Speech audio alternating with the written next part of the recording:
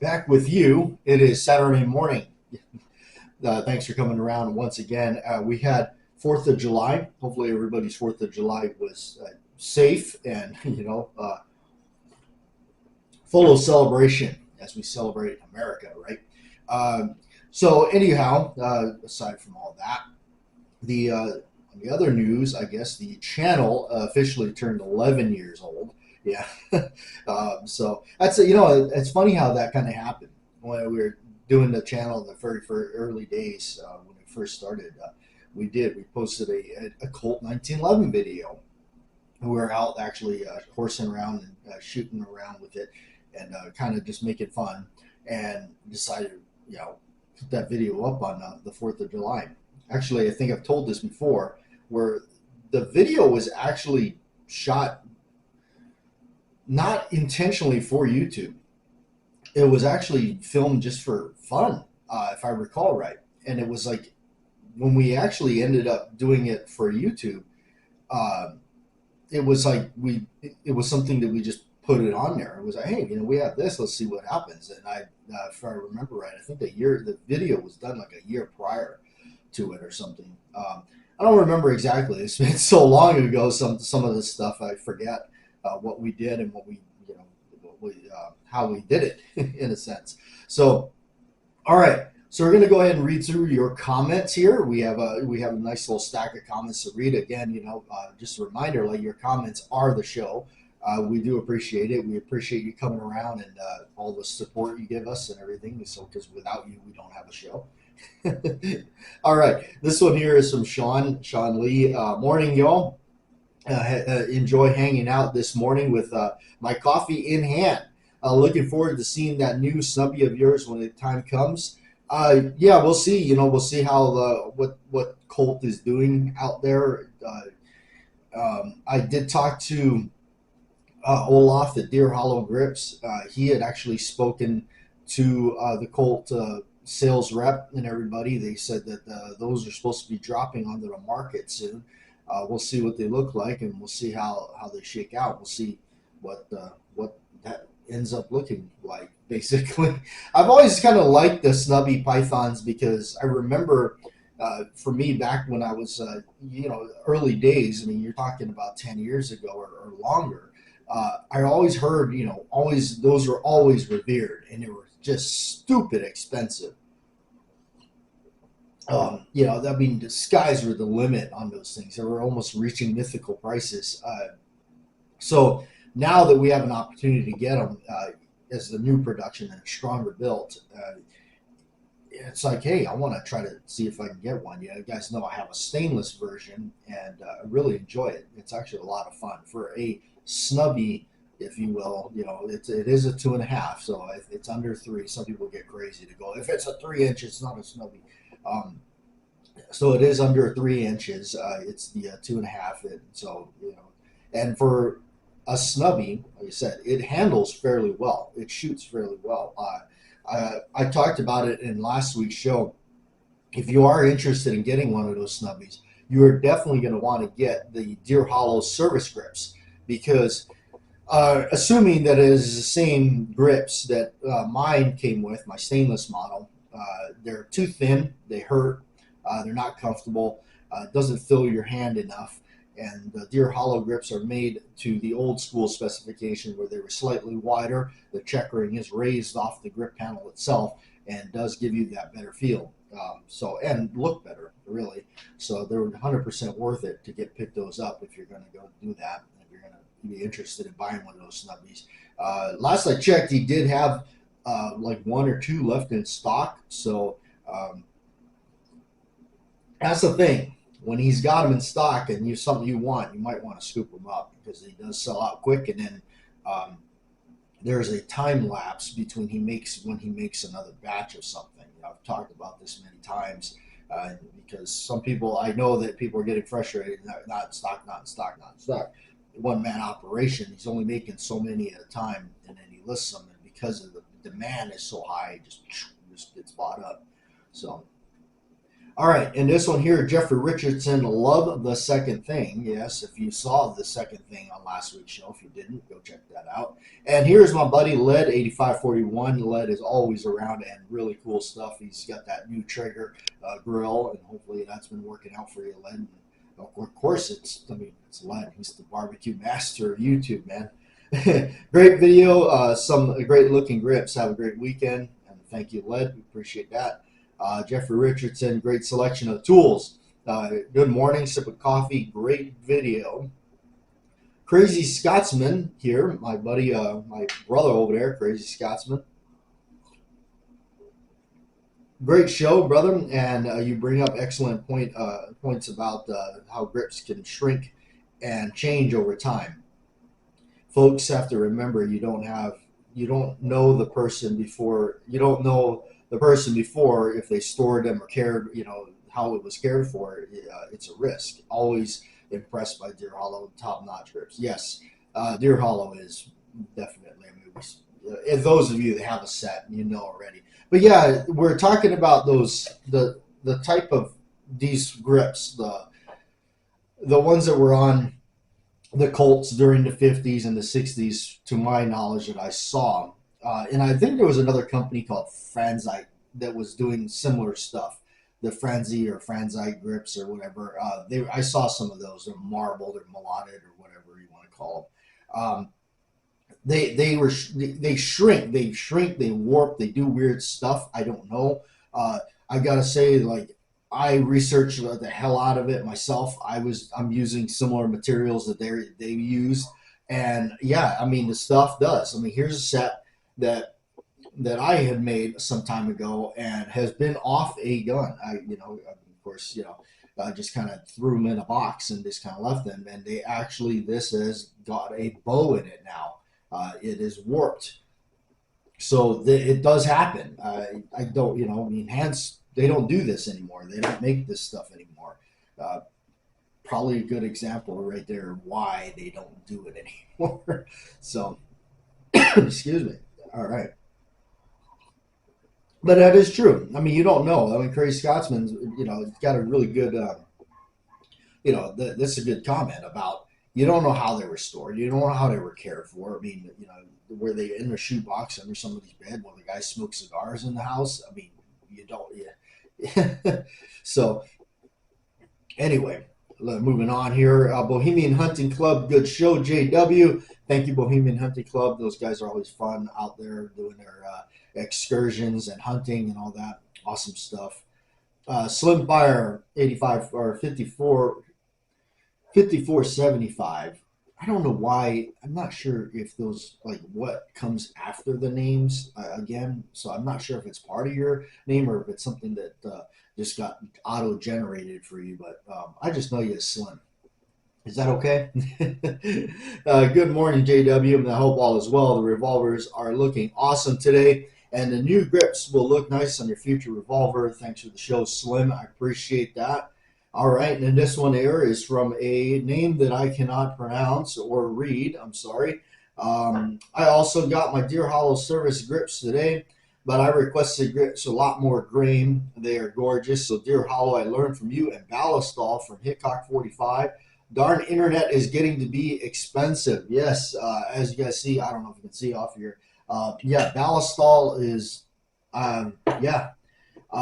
My story with Ballastall was always wanted to try it because I did hear about it. I heard that it was, pretty decent stuff, and it's been around forever. And I mean, honestly, almost at first it looked like just like any other,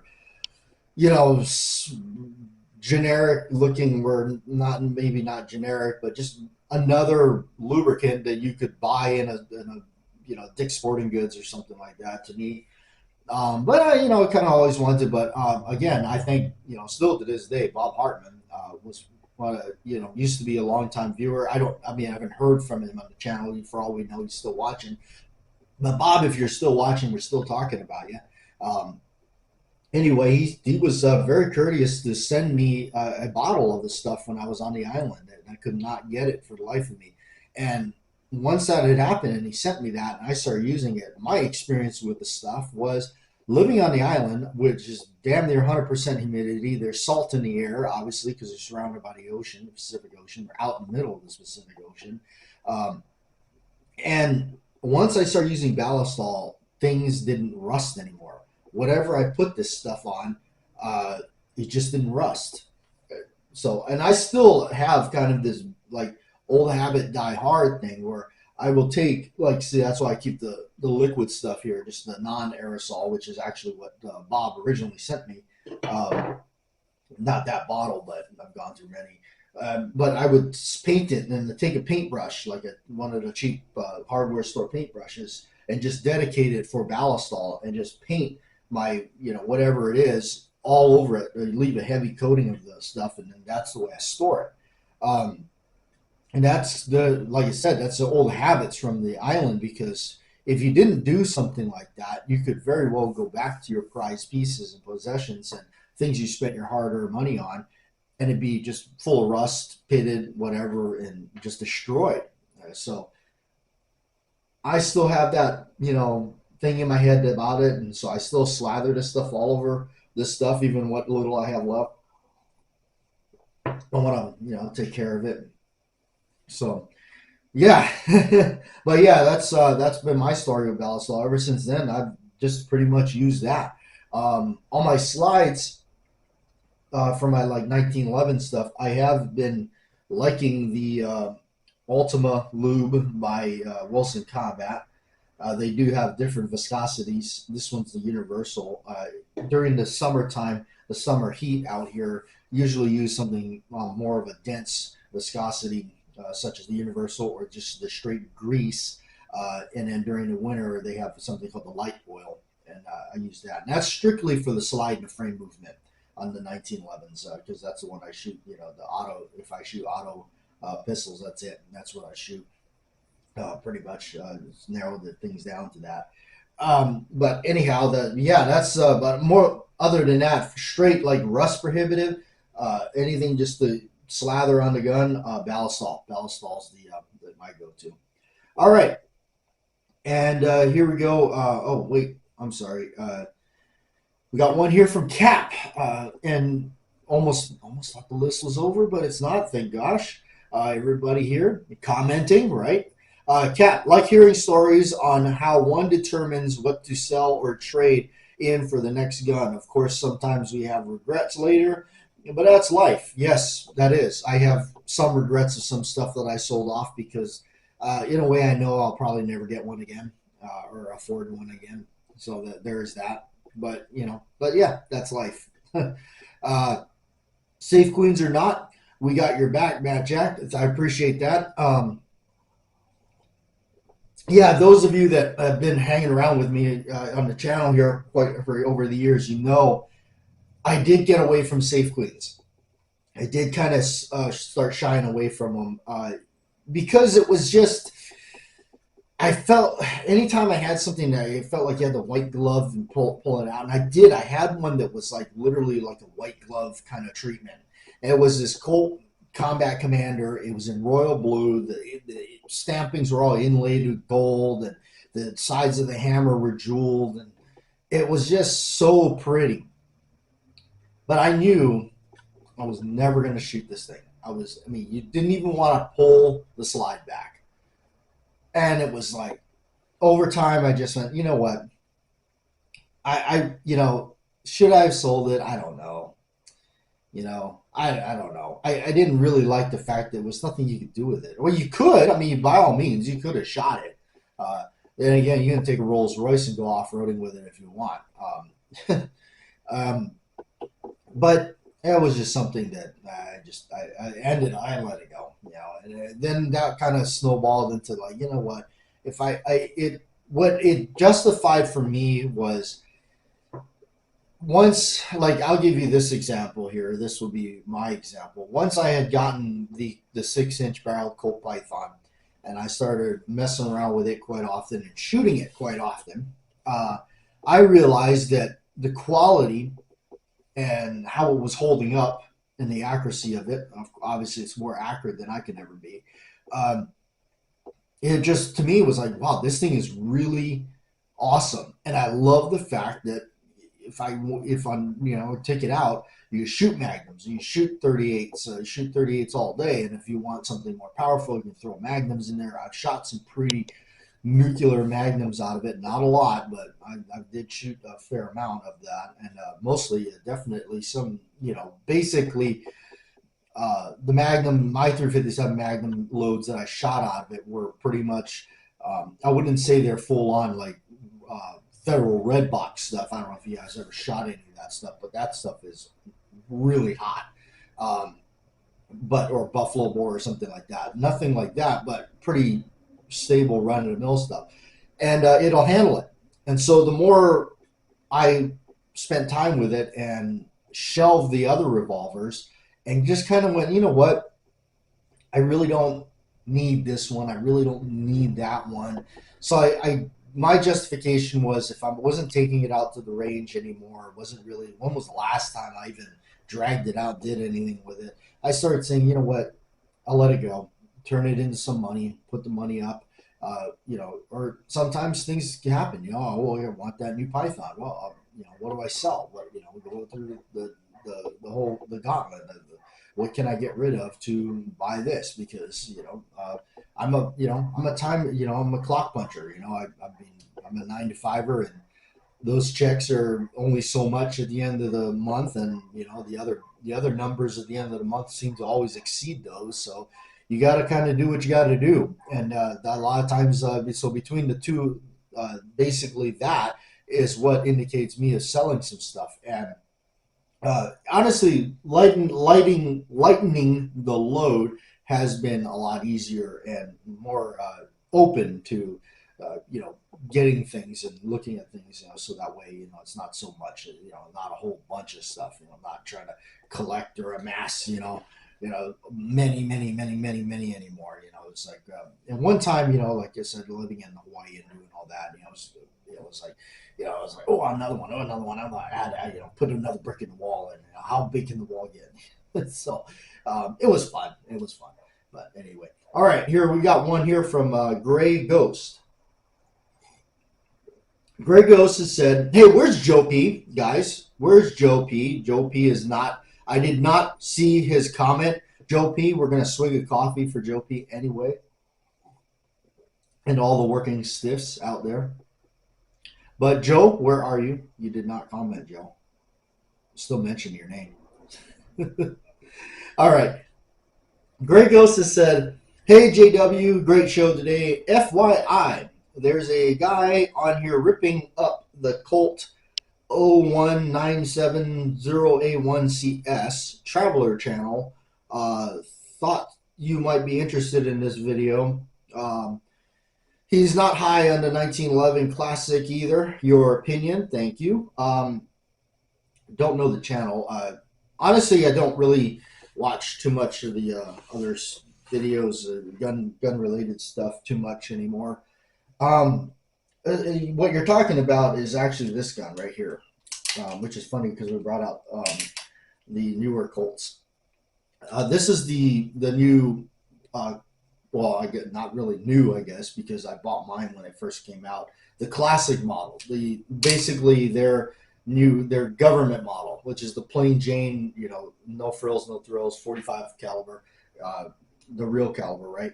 And so they went back through with the pre-Series 70 roll marks, which is awesome. Or a lot of people say it's not a roll mark; it's etchings. Yeah, it is. It's an etching, but mine is not as bad. I don't know if it's because maybe I've had mine for so long, or maybe because mine was the first run. I'm not sure. All right, so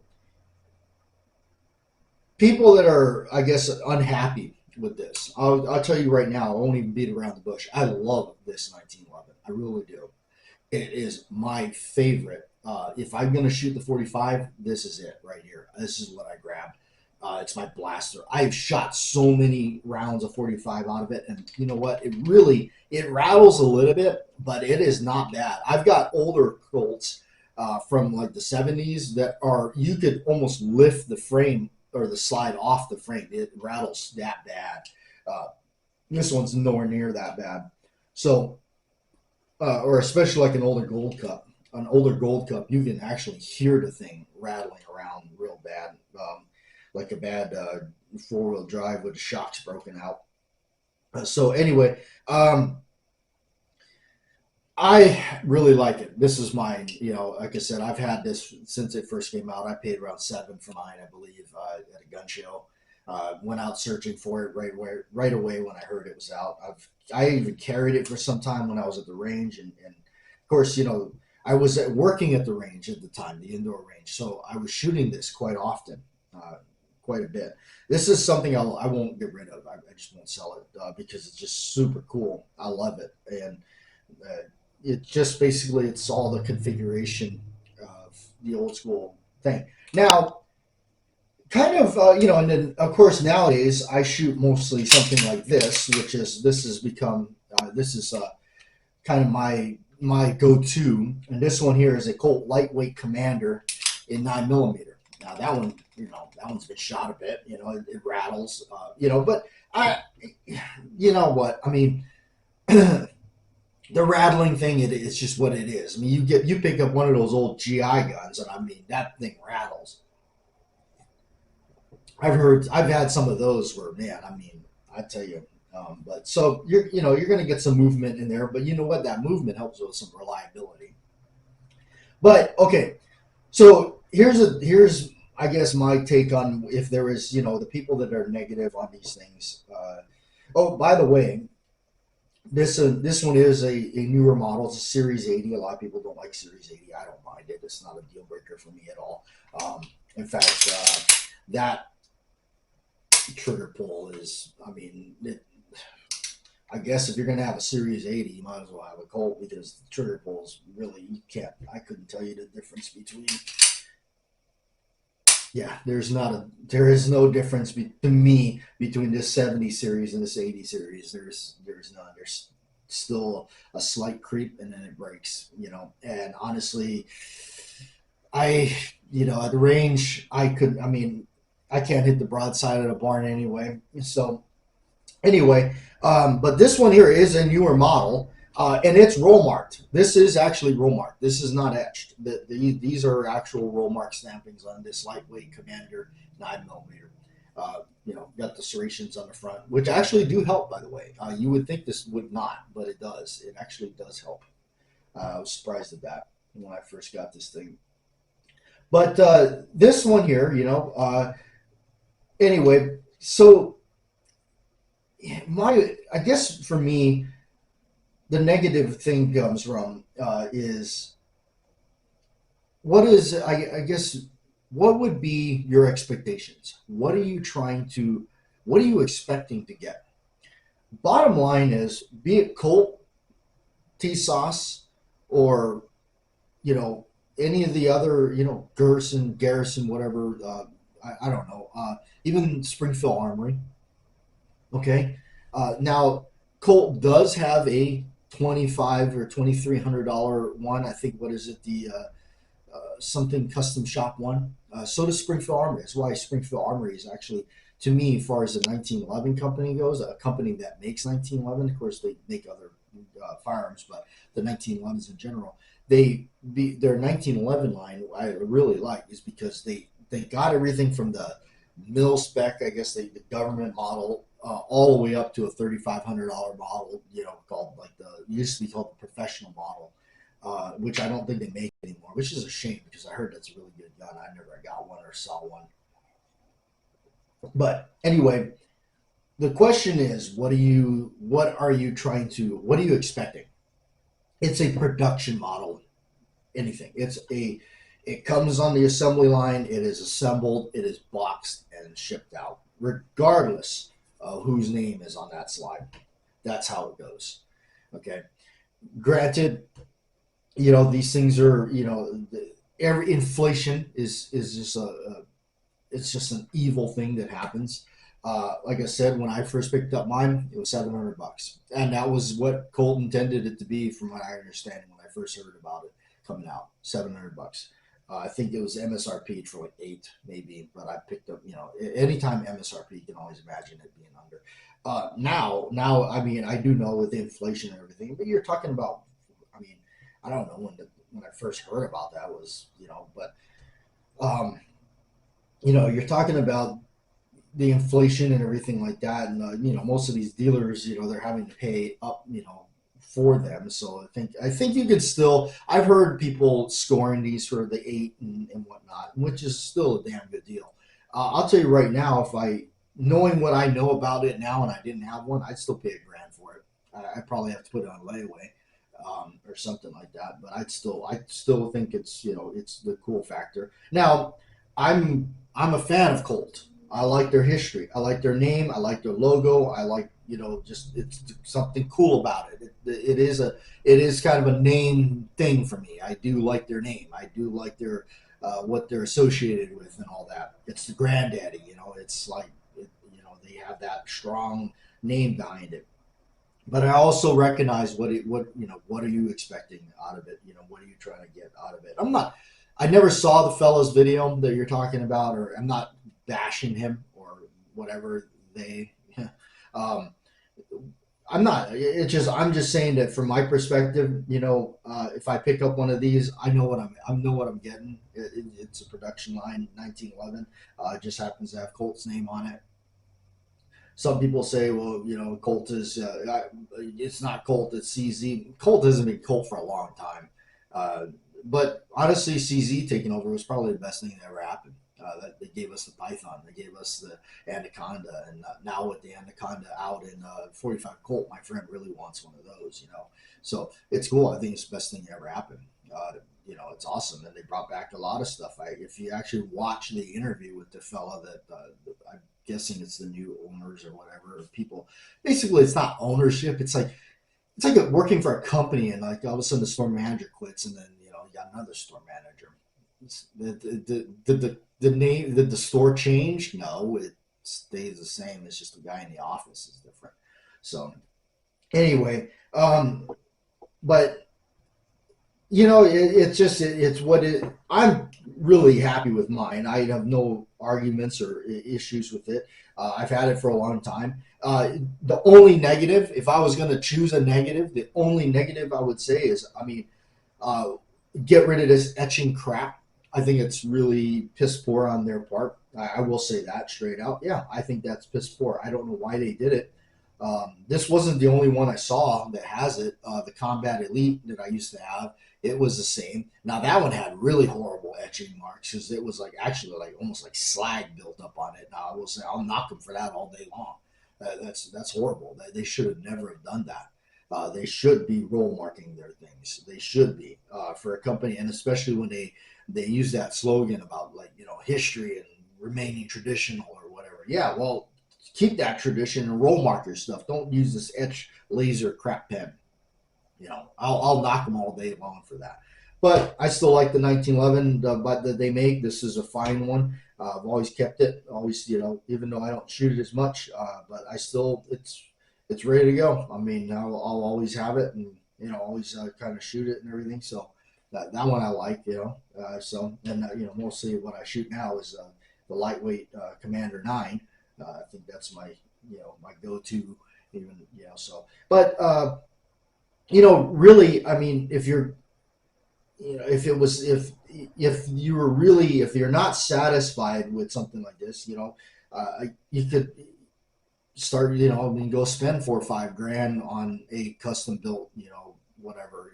Go to Cabot Arms or what is it, the other one, Alchemy or AW or ACW or something like that. Alchemy Custom Weaponry.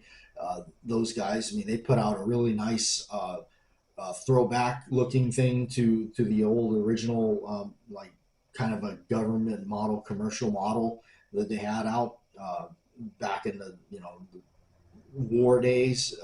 With the old original stamping over here that looks really cool. Commercial model. I mean, hey, you want something really awesome? I mean, they'll go out and I mean that thing's like 4 or 5 grand.